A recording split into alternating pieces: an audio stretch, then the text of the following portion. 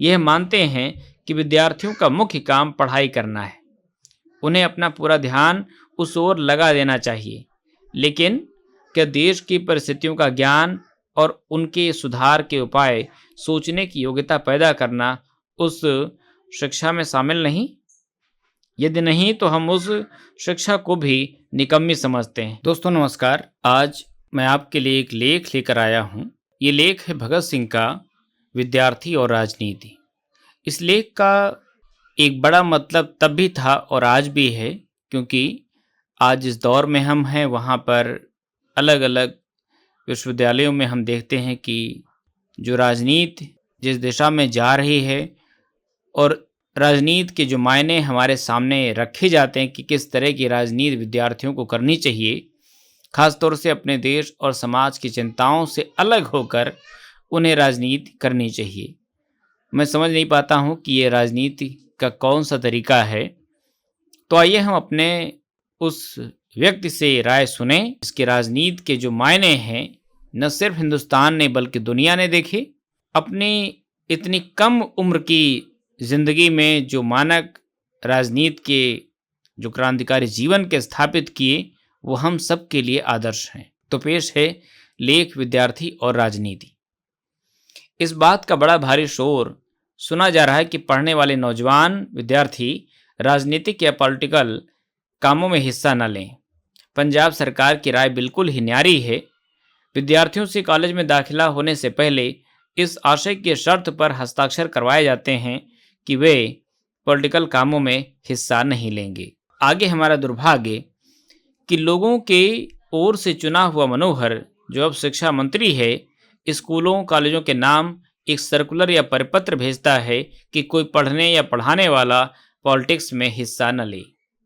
कुछ दिन हुए जब लाहौर में स्टूडेंट्स यूनियन या विद्यार्थी सभा की ओर से विद्यार्थी सप्ताह मनाया जा रहा था। वहाँ मिस्टर अब्दुल कादर और प्रोफेसर ईश्वर चंद्र नंदा ने इस बात पर जोर दिया कि विद्यार्थियों को पॉलिटिक्स में हिस्सा नहीं लेना चाहिए। पंजाब को राजनीतिक जीवन में सबसे पिछड़ा हुआ, पॉलिटिकली बैकवर्ड कहा जाता है। इसका क्या कारण है? क्या पंजाब ने बलिदान कम किए हैं? इसका कारण स्पष्ट है कि हमारे शिक्षा विभाग के अधिकारी लोग बिल्कुल ही बुद्धू हैं।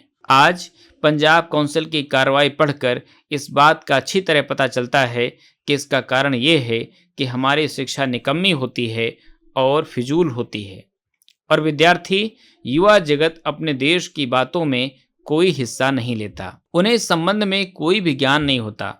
जब वे पढ़कर निकलते हैं तब उनमें से कुछ ही आगे पढ़ते हैं, लेकिन वे ऐसी कच्ची कच्ची बातें करते हैं कि सुनकर स्वयं ही अफसोस कर बैठ जाने के सिवाय कोई चारा नहीं होता। जिन नौजवानों को कल देश की बागडोर हाथ में लेनी है, उन्हें आज ही अक्ल के अंधे बनाने की कोशिश की जा रही है। इससे जो परिणाम निकलेगा वह हमें खुद ही समझ लेना चाहिए। यह मानते हैं कि विद्यार्थियों का मुख्य काम पढ़ाई करना है।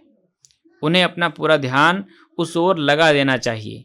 लेकिन क्या देश की परिस्थितियों का ज्ञान और उनके सुधार के उपाय सोचने की योग्यता पैदा करना उस शिक्षा में शामिल नहीं? यदि नहीं तो हम उस शिक्षा को भी निकम्मी समझते हैं, जो सिर्फ क्लर्की करने के लिए ही हासिल की जाए। ऐसी शिक्षा की ज़रूरत ही क्या है? कुछ ज़्यादा चालाक आदमी ये कहते हैं, काका तुम पॉलिटिक्स के अनुसार पढ़ो और सोचो जरूर, लेकिन कोई व्यवहारिक हिस्सा न लो।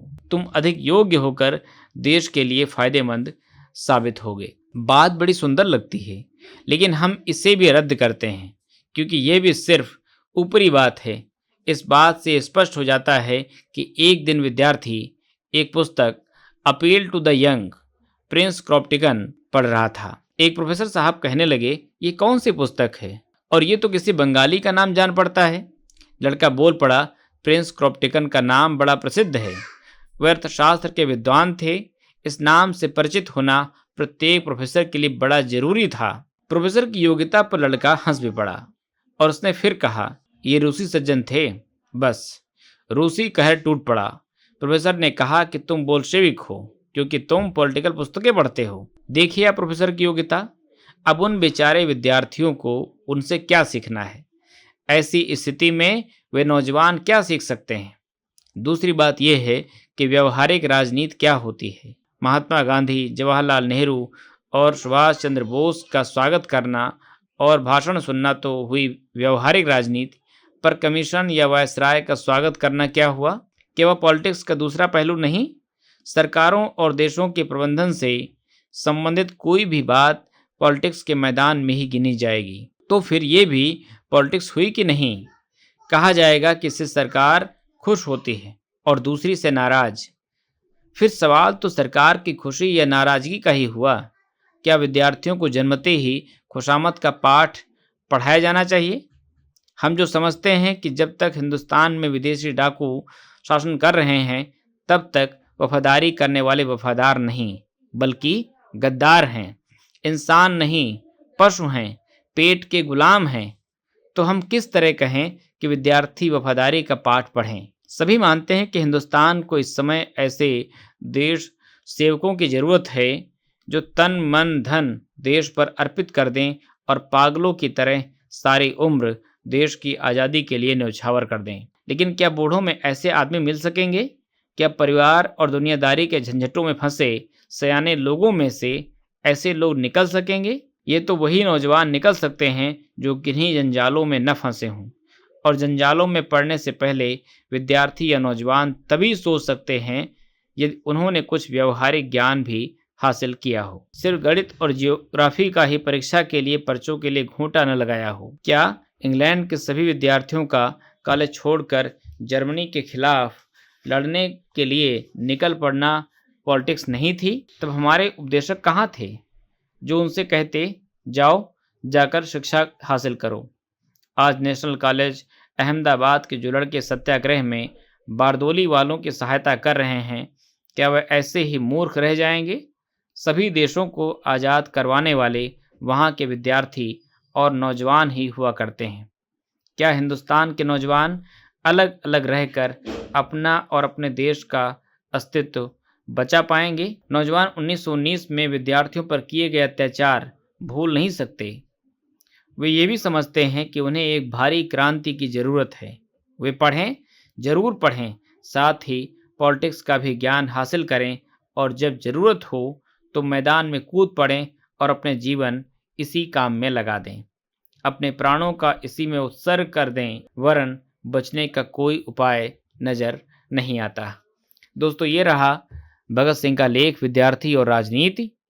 मुझे लगता है कि इस लेख को हम उन सभी विद्यार्थियों को पढ़ना चाहिए जो हिंदुस्तान के बारे में कुछ जानना समझना चाहते हैं, अपने बारे में उनकी भूमिका क्या बनती है इस बारे में भी वो समझते हैं। दोस्तों, अगर ये लेख आपको अच्छा लगे तो अपने समान धर्मा जो लोग हैं, जो विद्यार्थी हैं, उनको शेयर करिएगा और इस बात का प्रयास करिएगा कि भगत सिंह की जो राइटिंग और जो भी आपको उपलब्ध हो जाएं, ज़रूर पढ़िए।